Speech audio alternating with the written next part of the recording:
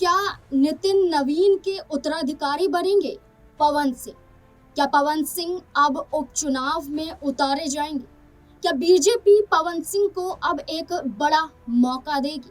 दरअसल ये कई बड़े सवाल पवन सिंह को लेकर खड़े हो रहे हैं कि बीजेपी का अगला कदम भोजपुरी सुपरस्टार के लिए क्या होगा।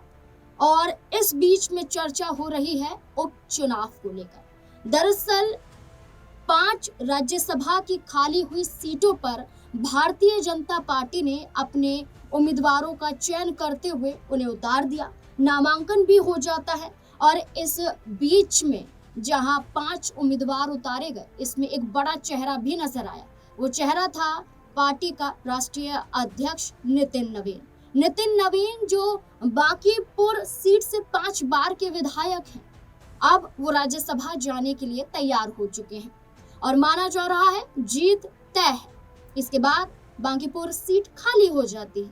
चर्चा है कि अब यहाँ से किसी ऐसे चेहरे को उतारा जाएगा जो भगवा रंग को बरकरार रख सके, जो भगवा गढ़ को बीजेपी के हाथों से न जाने दे। दरअसल ये सीट यहाँ एक भगवा गढ़ के रूप में मानी जाती है। नितिन नवीन की बात करें तो कामस्त समाज से आते हैं।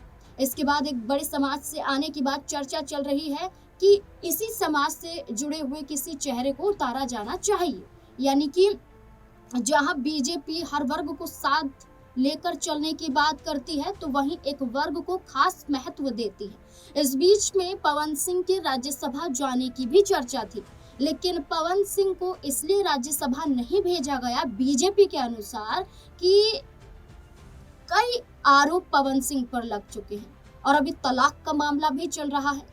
ऐसे में ऐसी छवि वाले व्यक्ति को राज्यसभा भेजा जाएगा तो वहां टिक पाना या जीत पाना मुश्किल हो सकता है, क्योंकि विधायक बगावत कर सकते हैं, क्रॉस वोटिंग हो सकती है और इसी आधार पर नितिन नवीन को जगह दी गई।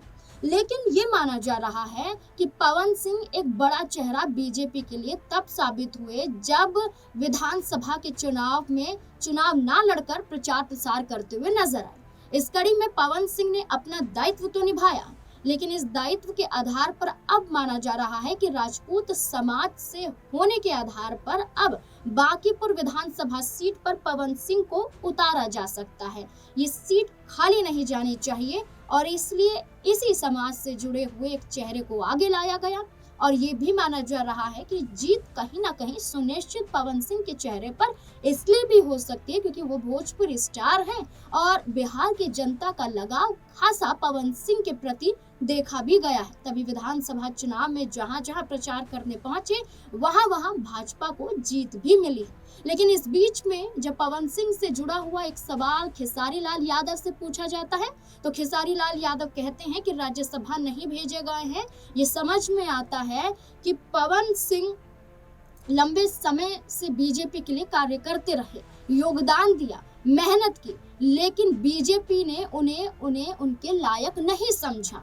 ये खेसारी लाल यादव का प्रहार पवन सिंह पर था। लेकिन देखना होगा कि राज्यसभा तो नहीं भेजे गए, लेकिन क्या मौका उपचुनाव में मिलेगा या ये मौका भी हाथ से गवा बैठेंगे पवन सिंह।